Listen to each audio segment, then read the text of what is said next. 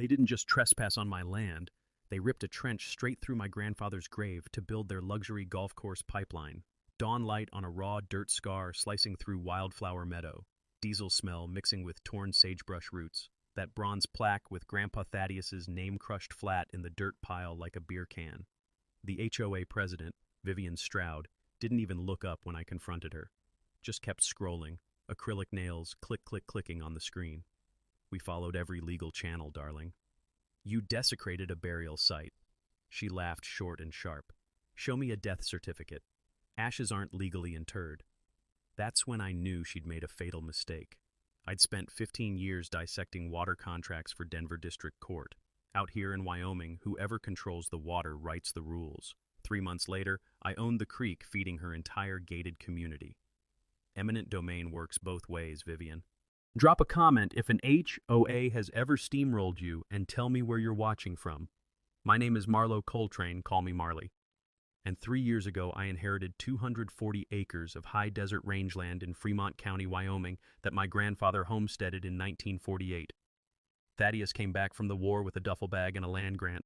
Built everything from scratch, the house, the barn, that 1952 windmill that still creaks in the wind. He was 1/4 Shoshone, and he knew this land the way some people know music, where the springs run underground, which pastures flood in April, where the soil remembers old buffalo trails. He taught me to read survey maps at his kitchen table when I was 9, the smell of burnt coffee, his calloused finger tracing property lines. Land doesn't lie, Marley. People do. When he died in 2019, I scattered his ashes in our southeast pasture near a cottonwood grove. No formal burial, just me, the wind, and meadowlarks at sunrise. I'd spent 15 years as a water rights paralegal in Denver. Good career, bad marriage. By 2021, I was divorced, 49, and pretty broken. I sold my practice, cashed out my 401k, and came home to rehabilitate the ranch. Rotational grazing, native grass restoration, a small beef CSA. Turns out land heals you if you let it. Then Ridgemont Estates happened. Spring 2023. I'm walking fence line and spot orange survey stakes running straight through Thaddeus's grove. Every 50 feet, like a line of small fires. No warning, no letter, nothing. At the county clerk's office, I discover Ridgemont filed for private condemnation 6 weeks earlier. Certified letter sent to a P.O. box I'd closed in 2021. Classic move. Here's what Ridgemont is, a 2,200 home gated community built 3 miles east on former BLM land. Artificial lake, 18-hole golf course. McMansions, starting at $850,000 in a high desert where we get 12 inches of rain a year. Their golf course alone uses more water than 40 family ranches combined. They pull it from Clearstone Reservoir, a public watershed built in 1963 for agricultural irrigation, and now they want a dedicated pipeline to expand their clubhouse. The route? Straight through my land. The legal trick? An obscure Wyoming statute allowing HOAs to claim easement if there's no economically viable alternative. Which is garbage. They could have run it along County Road for an extra $200,000, but that would mean negotiating instead of steamrolling. The woman running this show is Vivian Stroud, 61, retired pharma VP white Lexus with vanity plate RULS4U, voice like honey poured over barbed wire. When I found the construction schedule posted at their Marble Lobby Clubhouse pipeline installation. Start date, Monday, May 8th. I had 3 days. I tried talking to her. You saw how that went, so I drove home that Friday evening, parked my truck, and walked out to the Cottonwood Grove. They'd already staked orange construction fence around 2 acres of wildflowers. The survey line cut right through where I'd scattered Thaddeus's ashes. Wind picked up. Cottonwood leaves made that papery rustle that always sounded like him shuffling maps. I sat in the dirt, let myself cry for 5 minutes. Then I called Hector Ruiz, my old Denver colleague who specialized in water law, and told him I needed an emergency injunction filed by Monday morning, because Vivian had just made a critical miscalculation. She assumed I'd roll over because I was one woman against an HOA with a 3-attorney firm from Jackson Hole. What she didn't know, I'd spent 15 years finding loopholes in water contracts for people way smarter than her. And in Wyoming, water law has more trapdoors than a haunted house. That weekend was a blur of coffee and legal documents. Hector Ruiz answered his phone at 9 p.m. Friday without complaint. We'd worked together 6 years in Denver, him litigating water cases, me finding the precedents that won them. When I explained Ridgemont's play, he went silent. Then, private condemnation for a golf course in a drought year, and they sent notice to a dead address? Can we stop them? Maybe. Emergency TRO citing improper service plus NAGPRA Native American Graves Protection Act. If Thaddeus's Shoshone heritage qualifies, federal law trumps state condemnation. But we need documentation, tribal enrollment, land patents, anything. I spent Saturday night in the attic pulling boxes, found Thaddeus's Pine Ridge enrollment papers, his 1948 land patent, discharge papers from Anzio. Spread them on the kitchen table at 3 a.m., moths battering the screen door, coyotes yipping outside. That alkali dust taste in my throat from forgetting to drink water.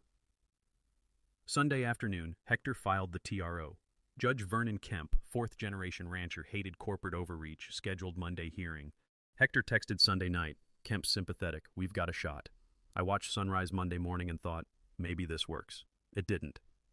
Vivian brought 3 attorneys from Caliber and Doss Jackson Hole's most aggressive firm. They walked into that courtroom like they owned it. Their lead attorney, Pritchard, presented a county geologist affidavit. No marked graves in GS database.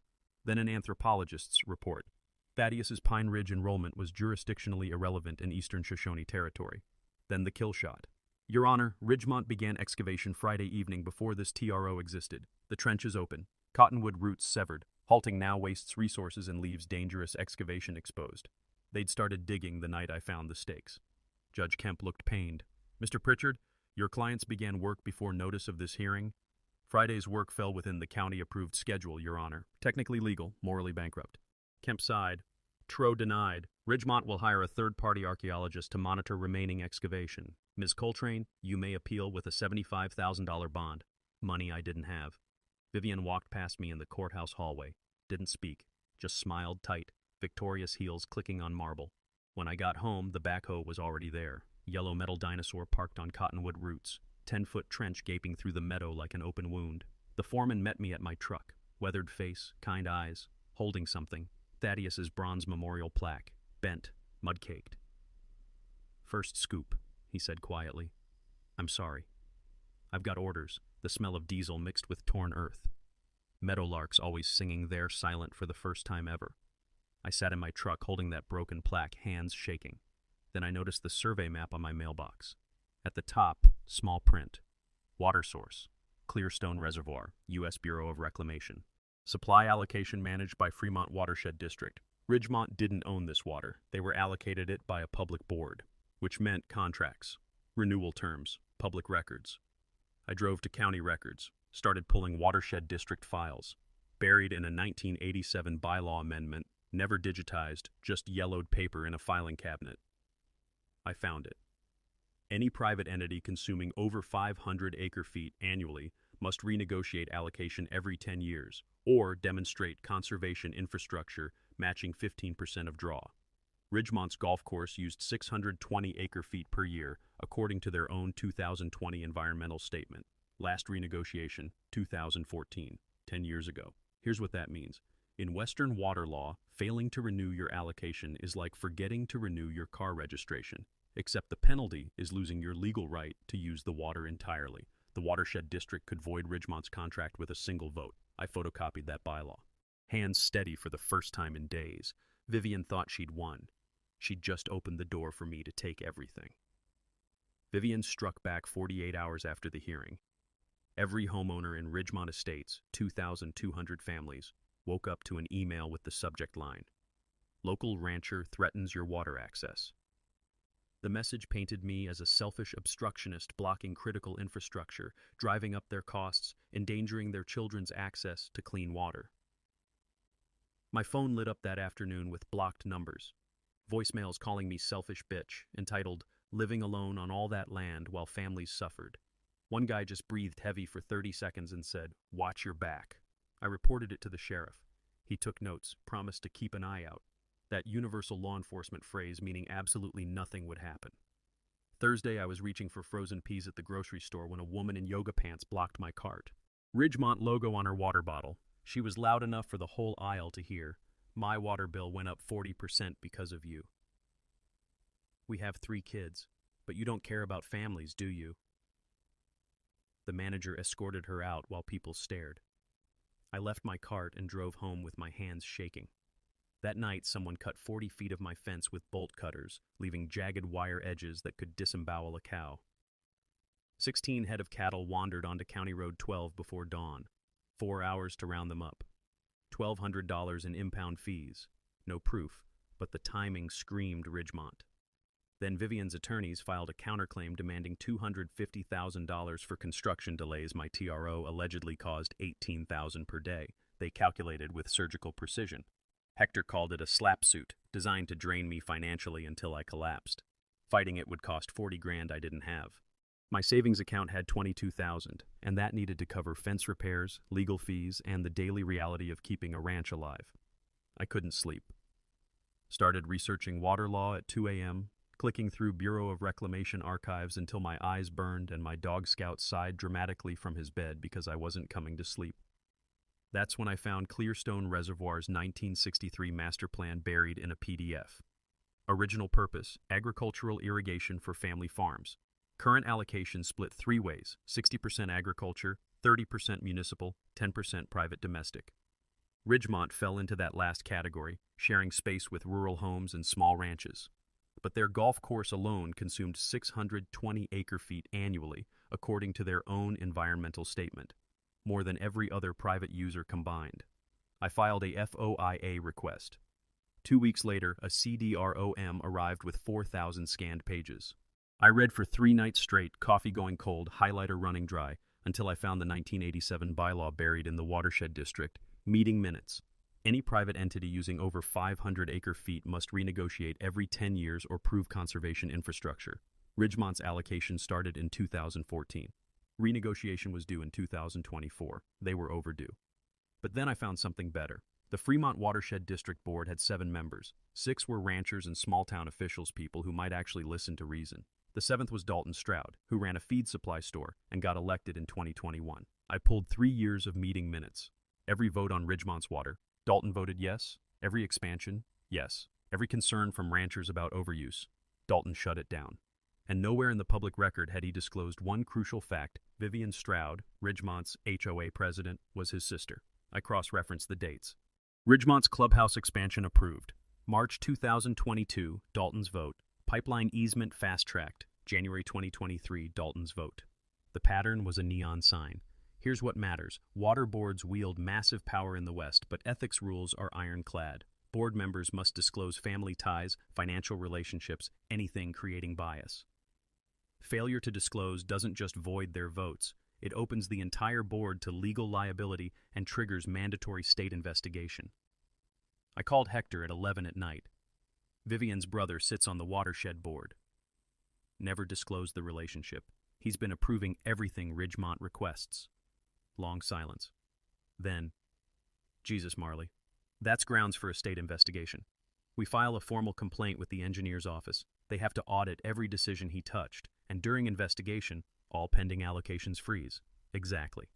If the audit finds violations, Ridgemont could lose their water entirely. I smiled for the first time in 2 weeks. Vivian had spent a month trying to bury me with lawsuits and harassment, thinking she had the system wired through her brother's position. She didn't know I'd just found the wire cutters. Draft the complaint, I said, and make it hurt. I couldn't fight this alone. I needed expertise, media, and voices that carried weight beyond a courtroom. First call, Iris Pendleton, a hydrologist whose name kept appearing in the 1990s water disputes. She'd spent 30 years fighting over-allocation in Wyoming basins before retiring to Lander. I called cold, expecting a polite no. She picked up on the second ring. I pitched fast. Gated community stealing public water for a golf course. Need someone who gives a damn? She laughed sharp, delighted. You had me at stealing public water. Come by tomorrow. We met at a diner. She was 68, silver braid, soil-stained hands. I spread my research across the table allocation records, Dalton's voting pattern, Ridgemont's water use. She read in silence, occasionally making disgusted noises. Then, 620 acre-feet for grass in a drought basin? 3 ranches south of you have wells dropping 18 inches annually. The Shoshone fish hatchery can barely keep cutthroat alive because creek flows are so low. She pulled out a notebook. Give me 2 weeks. I'll model exactly how much water they're stealing from every downstream user. Can you testify? Try stopping me. Next, I needed media. I emailed Tyrell Booker at the Casper Star-Tribune. He'd written investigative pieces on fracking water abuse. Subject line, HOA waters golf course while ranchers' wells run dry. He called within an hour. Met me at a truck stop off I-25. 44, Wyoming Cowboys cap, recorded everything on his phone. I gave him copies of Dalton's undisclosed relationship, the allocation overruns, Iris's preliminary data. He read twice. This is good. But I need proof. Regular homeowners don't know what Vivian's doing.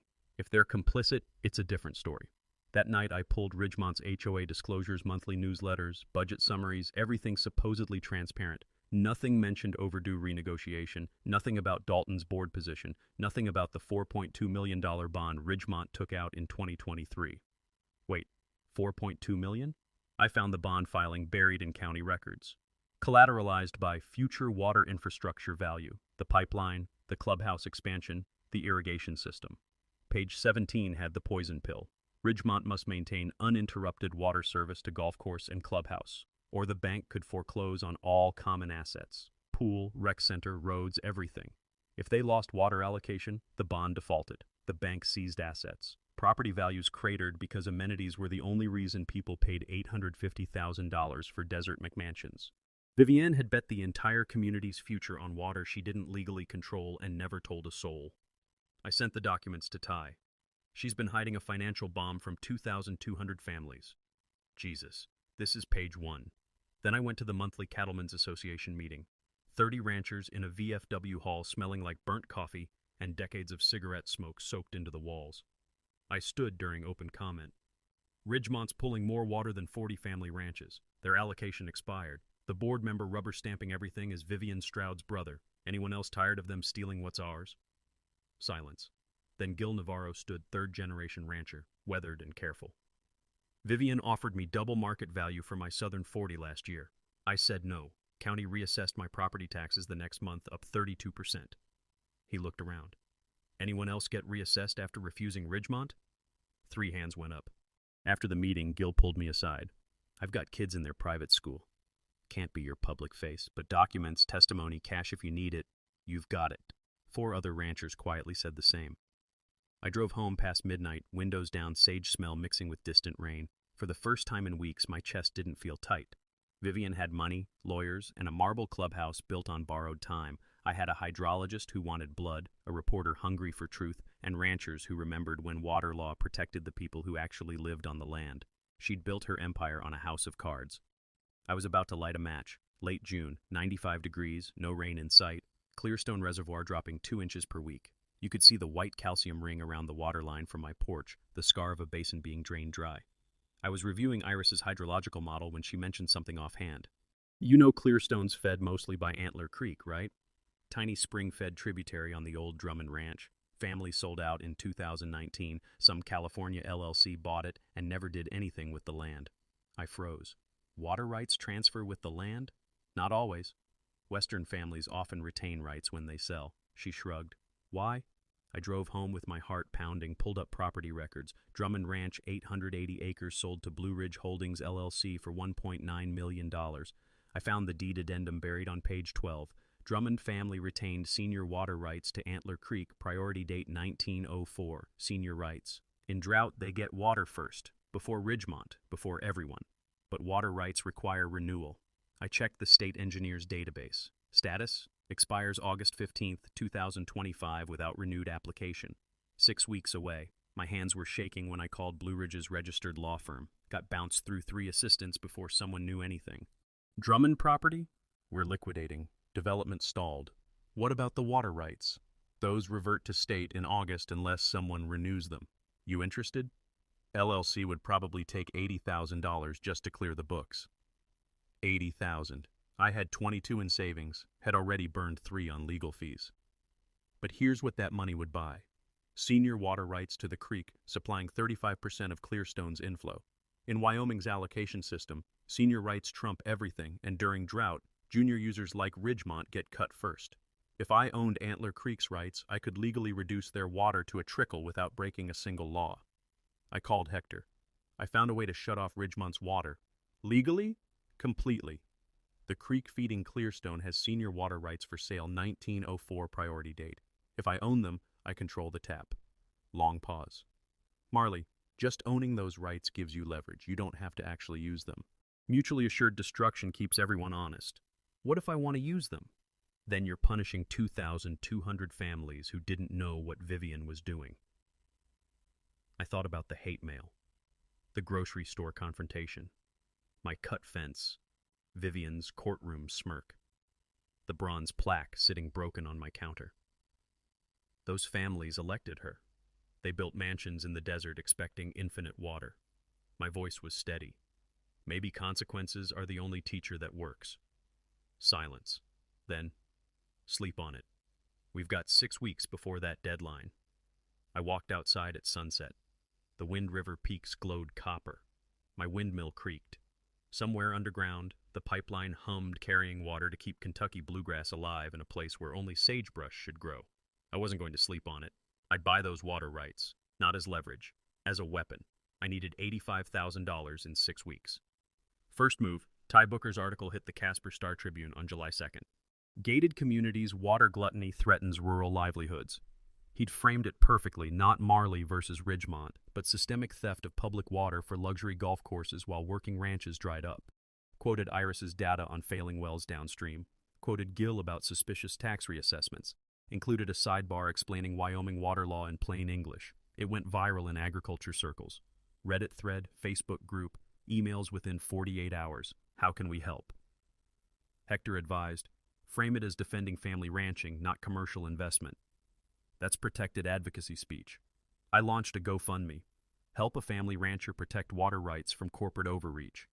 Didn't name Ridgemont, didn't need a defamation suit. Emphasized grandfather's legacy, small-scale agriculture, David versus Goliath. 12 days, $41,000. Emails from Wyoming, Montana, Colorado, ranchers who'd fought their own battles. Sustainable ag influencers shared it. Someone in Vermont sent 500 with a note. My great-grandfather lost his farm to developers in 1987. Make them pay. Still 44,000 short, which meant selling cattle. Dawn, I walked out to the pasture. 70 head of registered Angus, 60 years of Thaddeus's careful breeding, steam rising off their backs. Selling 25 would net 38,000 and gut my operation for 5 years. But losing meant Ridgemont's lawyers would bury me entirely. I called the auction house. 25 head. How fast? Tuesday sale. Bring 'em Monday. Tuesday afternoon, the trailer pulled away, dust plume on gravel. My herd cut by 40%. The pasture looked like a smile with missing teeth. Gil Navarro showed up that evening with a check for $6,000. No interest, no timeline. Pay me back when Ridgemont's dead. Total, $85,000. Exactly enough. Hector had the strategy mapped like a chess endgame. 3 simultaneous moves. Move 1. File water rights claim with state engineer by August 15th. Demonstrate beneficial use through ecosystem restoration and agricultural drought reserve. Here's the critical piece. In Western water law, you don't own water, you own the right to use it. And priority date is everything. During shortages, older claims get water first. My 1904 claim would always trump Ridgemont's 2014 allocation. Move 2. Purchase Antler Creek rights from Blue Ridge Holdings. Hector negotiated to 80,000 flat. Closing, August 10th. Move 3. File complaint with state engineer about Ridgemont's expired renegotiation and Dalton's undisclosed conflict. Once filed, mandatory investigation, and all pending allocations froze during review. Iris completed her hydrological model mid-July. I drove to her house, found maps spread across her dining table like surgical plans. If you exercise senior rights during drought, Clearstone drops 35%. She traced downstream impacts with her finger. Fremont Watershed Protocol suspends private domestic users first. Ridgemont's allocation stops completely. Can they fight it? Not successfully. Your 1904 date beats their 2014. Water court isn't negotiable. She looked at me. Question is whether you can live with it. Can they live with desecrating my grandfather's grave? She smiled, thin and satisfied.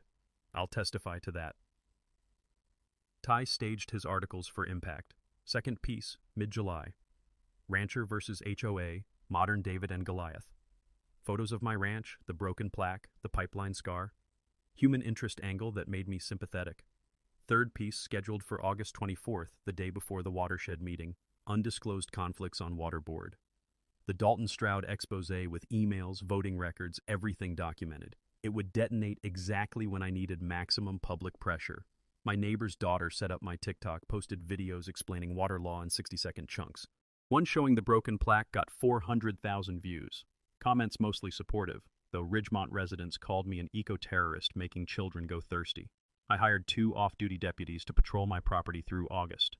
Installed trail cameras that caught the white Lexus doing 2 a.m. drive-bys twice. Still no proof on the fence cutting, but the pattern was obvious. August 10th, 3:47 p.m., I signed papers at the county clerk's office. Antler Creek water rights, 121 years of seniority, priority claim 14 officially mine. I drove home and walked to the Cottonwood Grove. Pipeline humming underground. The trench filled and reseeded but still visible. Grass not quite grown back. I knelt where Thaddeus's ashes mixed with soil. I got it, Grandpa. I got the water. Wind picked up. Cottonwood leaves rustled like shuffling survey maps. 2 weeks until the watershed district meeting. 2 weeks to find out if this saved the ranch or destroyed everything. I stood, brushed dirt off my knees, and headed home. The war was about to start. Vivian found out I was up to something on August 12th. Dalton called her, I know, because Gil's wife works at the feed store and overheard him on the phone in the back office, voice tight with panic. Some rancher filed a claim on Antler Creek. State engineer's office is auditing our allocation. Vivian showed up at my ranch 2 days later. I was fixing a water trough when the white Lexus rolled up my driveway, dust cloud following like a curse.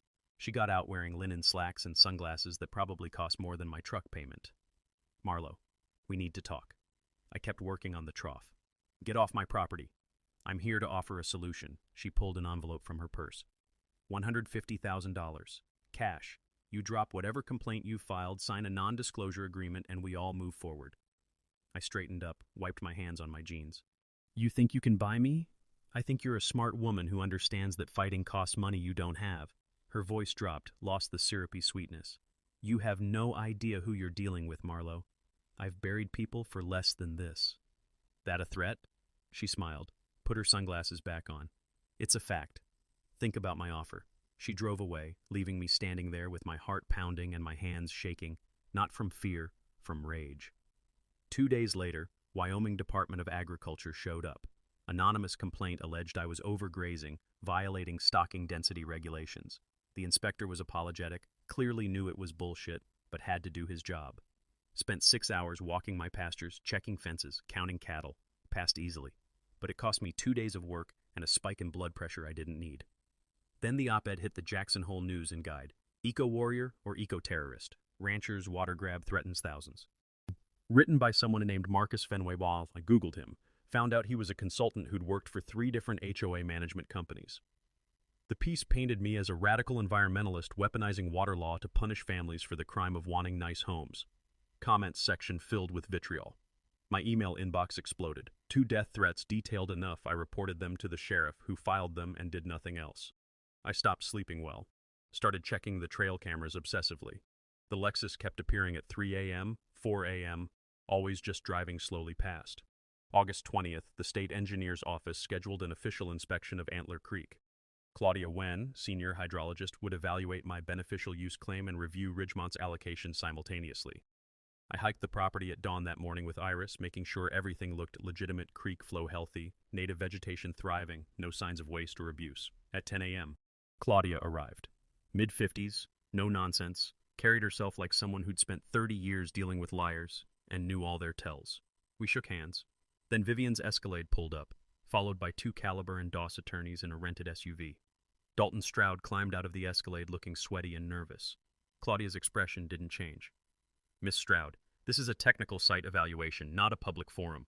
My community's water supply is at stake. I have every right to observe. Vivian's smile was pure ice. We hiked to the creek. I presented my 30-page restoration plan. Iris had helped draft it. Native cutthroat trout habitat restoration, a state conservation priority. Emergency livestock water for neighboring ranches during drought. Partnership with Eastern Shoshone Tribe for cultural site protection around Cottonwood Groves. Claudia read in silence, occasionally making notes. Her poker face was impenetrable. Vivian interrupted 3 times, trying to argue my application was retaliatory and fraudulent. Each time, Claudia cut her off with bureaucratic precision. Finally, Vivian snapped. This is a sham! She's doing this to punish us for legally exercising our infrastructure rights. Claudia looked up from her clipboard. Ma'am, the applicant's motivation is irrelevant under Wyoming statute. Only lawful beneficial use and priority date matter. She turned to me. Your 1904 claim is senior to every other user on this watershed. If your use plan is legitimate and preliminary review suggests it is, your rights are absolute. She looked at Dalton. Mr. Stroud, your allocation renegotiation is 5 years overdue. Perhaps focus on that rather than interfering with a legal site inspection. Dalton tried to speak. Now, Claudia, let's be reasonable, but she held up a hand. If you're attempting to influence a state proceeding based on personal relationships, I'll refer this to the Attorney General's office. Are we clear? Dalton went pale, shut his mouth. Vivian stared at me with pure hatred. The kind of look that says this isn't over, not even close. Claudia finished her inspection, told me she'd approve the claim pending final paperwork due by August 25th. She also flagged Ridgemont's allocation for immediate compliance review, 30-day deadline to demonstrate conservation infrastructure, or face suspension. They drove away in silence. I stood there with Iris, watching dust settle on the dirt road. She's going to escalate, Iris said quietly. I know. Be careful, Marley. That night my hay barn caught fire. The fire started at 2:17 a.m. on August 16th. I woke to Scout barking frantically and the smell of smoke pouring through my bedroom window. Stumbled outside in my pajamas to see the hay barn fully engulfed flames 40 feet high, turning night into orange daylight. The heat hit my face like opening an oven. The horses were in the adjacent corral, screaming and kicking at the rails. I ran barefoot across gravel, opened the gate, and they bolted past me into the darkness. Better loose than dead. Fire department arrived 18 minutes later. By then the barn was a skeleton of burning timber, roof collapsed inward. They saved the nearby equipment shed, but the hay barn was total loss, $60,000 worth of winter feed and structure, gone. The arson investigators showed up at dawn, found accelerant residue near the foundation, gasoline or kerosene deliberately poured. No suspects, but my trail camera footage showed a vehicle without plates on the county road at 11 p.m. Couldn't make out the model, but the shape looked familiar. Boxy. SUV-sized. The sheriff took my statement, wrote everything down. Said they'd investigate. We both knew that meant nothing without hard proof. I sat on my porch steps at sunrise, wrapped in a blanket that smelled like smoke, and cried for the first time since the courtroom. Not from sadness, from exhaustion. From the realization that Vivian was willing to commit actual crimes now, not just legal maneuvering. I called Hector at 7 a.m. My barn burned down, arson. I can't prove it was her, but we both know it was. Long silence. Marley, maybe you should step back. If she's willing to... No. She's escalating to violence. This isn't worth dying over. I'm 3 days from filing the final paperwork. 3 days from locking in those water rights forever. My voice was steadier than I expected. If I quit now, Thaddeus's grave means nothing. The broken fence means nothing. The hate mail and death threats mean nothing. She wins. And if your house burns next? Then I sleep on Gil's couch and finish this anyway. Another pause. I'll drive up. Stay at your place through the filing deadline. I've got a shotgun. You don't have to. Yes, I do. I'm leaving Denver in an hour. He arrived that afternoon with a duffel bag, a Remington 870, and a grim expression. Set up in my guest room, like he was settling in for a siege. August 17th, Ridgemont's attorneys filed an emergency motion in federal court claiming my water rights exercise would violate interstate commerce because Clearstone supplies a tiny amount to Colorado via South Platte River connections. It was absurd, a desperate legal Hail Mary stretching Commerce Clause jurisdiction past breaking point. Judge denied it within 48 hours, called it frivolous and without merit. Vivian was running out of legal moves, which made her more dangerous. I spent those days preparing the final documentation for the state engineer. Hector helped me format everything to state specifications, beneficial use plan, environmental impact assessment, historical claim verification, every comma in place, no room for bureaucratic rejection. At night I barely slept, kept checking the trail cameras on my phone. The white Lexus drove past twice more. Once at 1 a.m., once at 4 a.m., just slow rolling past, headlights off, psychological warfare. Hector sat on the porch with his shotgun those nights. I made coffee at 5 a.m., and we watched the sunrise together in silence. You know, the watershed board meeting is in 8 days, he said on the morning of August 20th. I know. Ty's expose on Dalton publishes the day before. Iris has her testimony ready. Gil and 3 other ranchers are coming to speak. Everything's in place. Unless Vivian does something worse than arson. He looked at me. What could be worse? I didn't answer. Didn't want to give voice to the scenarios running through my head. August 21st, I hired private security 2 off-duty deputies rotating 12-hour shifts patrolling my property. Couldn't afford it, but couldn't afford not to. Paid them with money from the GoFundMe designated for legal fees. Figured staying alive counted as legal defense. August 23rd, I drove to Cheyenne, 6-hour round trip to hand-deliver the final water rights claim to the state engineer's office. Didn't trust mail, didn't trust anything. The clerk stamped it received at 2:34 p.m. You're all set, Ms. Coltrane. Barring any challenges, these rights are active as of August 25th. I took a photo of the stamped documents, sent it to Hector, Iris, Ty, Gil. Drove home as the sun dropped behind the Wind River Range, painting the mountains in shades of rust and purple. Sage smell through the open windows. That peculiar August heat that lingers even after dark. For the first time in weeks, my chest didn't feel tight. I thought about Thaddeus teaching me to read survey maps. Land doesn't lie, people do. But the law, when you knew how to use it, the law could be a weapon sharper than any knife. 2 days until the watershed meeting, 2 days until Vivian's empire either stood or collapsed. I parked my truck, walked inside, and found Hector making dinner pasta with jarred sauce because neither of us could cook worth a damn. Tomorrow Ty's article drops, he said. The Dalton expose. After that, there's no going back. Good, I said. I don't want to go back. We ate in comfortable silence. Outside, the first stars appeared, the windmill creaked, the pipeline hummed its underground song, and somewhere 3 miles east, in her marble clubhouse, Vivian Stroud was running out of moves. August 25th, 6 p.m., Fremont County Community Center in Lander. The parking lot was packed trucks with ranch brands, Ridgemont SUVs with HOA parking stickers, news vans from Casper and Cheyenne. I counted maybe 200 people crammed into a room built for 120, standing room only along the back wall. The smell of burnt coffee from the lobby mixed with nervous sweat and anticipation. The Fremont Watershed District Board sat at a long table up front. 7 folding chairs, 7 nameplates. Dalton Stroud's seat, second from the left, looked like an electric chair. He was already sweating through his shirt and the meeting hadn't even started. Eugene Colfax board chair, 72, fourth-generation rancher with a face like tanned leather banged a gavel at 6:08. Let's get started. We're here to review Ridgemont Estate's water allocation and address a formal complaint filed by Marlo Coltrane. Vivian sat front row, flanked by all 3 Caliber and Doss attorneys in matching Navy suits. She looked composed, expensive, like she'd already won and was just here for the formality. I sat in back with Hector, Iris, Ty, and Gil. Wanted to be able to see everyone's faces. Colfax nodded to Vivian's lead attorney, Pritchard. You've got 10 minutes. Pritchard stood, smoothed his tie. Ridgemont Estates has operated in good faith under the allocation granted in 2014. The delay in renegotiation was an administrative oversight, hardly grounds for suspension. Our community serves 2,200 families. Cutting their water supply based on a technicality would be unconscionable. He gestured to the crowd. We have a petition signed by 800 homeowners requesting this board protect their water access. Vivian took the microphone next, her voice cracked slightly calculated emotion. My neighbor's children will suffer because one bitter woman wants revenge for a construction easement legally granted by the county. Is that justice? Scattered applause from Ridgemont residents. Eugene Colfax looked unmoved. Ms. Stroud, motivation isn't our concern. Water law is. Mr. Ruiz, you're representing Ms. Coltrane? Hector stood. We are. And we'd like to call our first witness Iris Pendleton, hydrologist.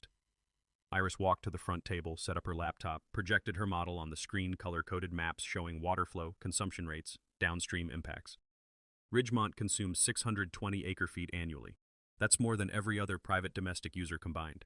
She clicked through slides. 3 ranches downstream have wells dropping 18 inches per year.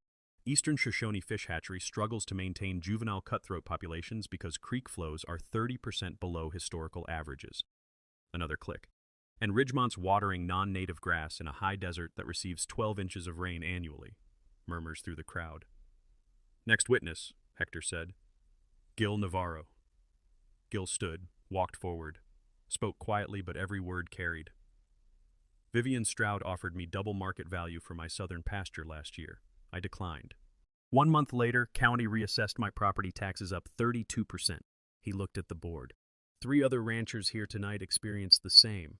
Anyone want to call that a coincidence? 2 other ranchers stood, nodded confirmation. The room's energy shifted. You could feel it, like barometric pressure dropping before a storm. Final witness, Hector said. Tyrell Booker, investigative reporter. Ty had published his expose that morning, Casper Star Tribune front page. Undisclosed conflicts of interest on water board. Now he stood with a folder of documents. Dalton Stroud has voted yes on every Ridgemont allocation request since joining this board in 2021. He read from printouts. March 2022, approved clubhouse expansion requiring additional 140 acre-feet. January 2023, fast-tracked pipeline easement. June 2024, approved irrigation system upgrade. He looked up. Mr. Stroud never disclosed that Vivian Stroud, Ridgemont's HOA president, is his sister. The room erupted, shouts, people standing, cameras flashing. Eugene banged the gavel hard. "Order! Sit down or I'll clear this room." Dalton tried to speak. "This is a witch hunt, But Eugene cut him off. "Mr. Stroud, did you or did you not disclose a family relationship with Ridgemont's leadership when you voted on their allocations?" Silence. Dalton's mouth opened. Closed. He looked at Vivian. She was staring straight ahead, jaw tight. The relationship wasn't relevant to... Wyoming ethics statute doesn't care about relevance. It requires disclosure. Period. Eugene's voice was granite. "You've violated your oath of office. I'm recommending the Attorney General investigate every vote you've cast. This board will consider all decisions you participated in as potentially compromised." Dalton stood up and walked out. Just left. The room watched him go in stunned silence. Eugene called for a 15-minute recess. When the board reconvened at 8:10, the energy had completely shifted. Ridgemont's attorneys looked like they were attending a funeral. "We've reviewed the evidence," Eugene said. "First, Mr. Stroud's resignation is accepted effective immediately. Second, Ridgemont's allocation is suspended pending installation of water reclamation infrastructure meeting state conservation standards. Estimated cost $1.2 million. Third, Ms. Coltrane's senior water rights claim is recognized and approved." He looked at Vivian. "You have 90 days to install reclamation systems or your allocation will be permanently revoked. This meeting is adjourned." The gavel came down. Vivian stood up so fast her chair fell backward. Photographers caught her middle finger as she stormed out. Photo that would be on Reddit within an hour. Ridgemont residents sat in stunned silence. Some were crying. Most looked angry, but not at me. At Vivian, finally understanding she'd gambled their futures without telling them. I sat very still, Hector's hand on my shoulder. "You did it," he whispered. Outside, reporters swarmed. I gave a 2-sentence statement. Water is a public trust. It should serve the people who live on this land, not imported grass. Then got in my truck and drove home. The fallout was immediate and brutal. Ridgemont's bondholders panicked within 48 hours. Without guaranteed water, their $4.2 million loan was in default. Emergency HOA meeting happened August 27th. I heard about it from 3 different sources. Homeowners demanded answers. Where was the $4.2 million? Why wasn't the expired allocation disclosed? Why did no one know about Dalton Stroud? Vivian resigned September 3rd, moved to Arizona 2 weeks later. Her brother Dalton faced state ethics charges, case still pending as of this writing. The new HOA board, elected in emergency session, voted to assess a special levy, $2,800 per homeowner to fund the water reclamation system. Protests erupted. 40% of residents signed a petition to recall the entire previous board for fiduciary negligence. But here's what surprised me. Not all Ridgemont residents were enemies. September 12th, my barn raising. I'd planned to hire a crew, but word got out. 60 volunteers showed up at Dawn Ranchers I expected, but also 12 families from Ridgemont. They brought tools, coffee, sandwiches, worked all day in 90-degree heat. A woman about my age, name was Kendra, hammered alongside me for 3 hours. Finally said, "We didn't know what Vivian was doing. Most of us bought homes there because we wanted to retire somewhere beautiful. We're not all villains." "I know," I said, and I meant it. By November, the barn was rebuilt. Insurance money plus GoFundMe surplus covered it. Better than before, actually. Metal roof, proper ventilation, solar panels on the south side. The arson investigation went nowhere. No charges filed. But Vivian's landscaping contractor got arrested in October for an unrelated burglary, admitted during questioning that she'd paid him $5,000 to scare the rancher back in August. Vivian was indicted for conspiracy to commit arson. Trials set for next spring. Ridgemont's water reclamation system was installed by March 2026. Gray water recycling for the golf course, cutting their Clearstone draw by 55%. The new board hired Iris as a consultant. By summer, they'd converted half the golf course to native prairie 9 holes instead of 18. 60 acres returned to natural grasses that don't need irrigation. The new board president, a retired engineer named Marcus, called me in April. "We're having a community meeting about water conservation. Would you be willing to speak?" I know that's asking a lot. I thought about it for 2 days, then said yes. I stood in their clubhouse, same marble lobby where Vivian had dismissed me, and talked to 200 homeowners about sustainable ranching, water as a shared resource, and what my grandfather taught me about living within the land's limits. They gave me a standing ovation. Several people apologized. It didn't erase what happened, but it felt like the beginning of something better. The real legacy came from unexpected places. I partnered with the Eastern Shoshone tribe to co-manage Antler Creek, 50% of water reserved for cultural sites and tribal conservation projects, 50% for agricultural drought reserve. Wyoming named it a Conservation Priority Watershed in early 2026 model for other regions facing similar pressures. The leftover GoFundMe money, about $12,000, became the Antler Creek Scholarship, sends 2 rural students annually to University of Wyoming's Water Resources Program. First recipients: a girl from my county, a boy from Wind River Reservation, both studying hydrology. We launched the annual Water Heritage Festival in September 2026, held at my ranch. 400 people came. Fly fishing lessons, native plant sales, speakers on water law and conservation. Local brewery made a commemorative beer, Senior Rights IPA. Proceeds go to the scholarship fund. Thaddeus's memorial is different now. Bronze plaque mounted on river stones surrounded by native wildflowers that a tribal youth group and Ridgemont volunteers planted together. Inscription reads, Thaddeus Coltrane, 1931 to 2019. He taught us water flows where it's needed most. May morning, I'm standing in the Cottonwood Grove. Meadowlarks singing again. Took them 6 months to come back after the construction, but they did. The pipeline still hums underground, but now it carries reclaimed water to half the grass it used to. Scout's gray around the muzzle now. He huffs, wants breakfast. I kneel by the memorial. Touch the bronze plaque, warm from early sun. We did it, Grandpa, I say quietly. We changed something. The wind picks up. Cottonwood leaves rustle like survey maps being folded and unfolded. Somewhere downstream, water flows to ranches that need it, to fish that spawn in clean creeks, to land that remembers how to breathe. Vivian thought she could bury the past to build her future. Turns out the land remembers everything, and so do the people who love it. I didn't win because I was smarter or richer or more powerful. I won because I had something worth fighting for, and people who'd fight alongside me, because I knew the rules better than the people who thought they owned them, because water doesn't lie, and neither does justice, when you're patient enough to let it flow. Now here's what I need from you. Drop a comment with your worst HOA nightmare. Petty tyrants, mysterious fees, rules that only apply to you. I want to hear it all. Because the more we talk about these stories, the harder it is for people like Vivian to operate in silence. And hit subscribe, because next week I'm telling you about the small-town librarian who used an 1870s mining claim to shut down a Bitcoin operation, stealing electricity from an entire county. That story involves blackmail, a town hall fistfight, and the best use of a century-old land patent you've ever heard. The fight for what's right doesn't end. It just finds new battlefields. But if you know the land, know the law, and know who your people are, you can win. I'm proof. We appreciate you spending your time with us on HOA Stories, where HOA Karens finally get checked. If you enjoyed today's drama, hit like, comment on your favorite part below, and don't forget to subscribe so you'll be the first to catch our next HOA Showdown.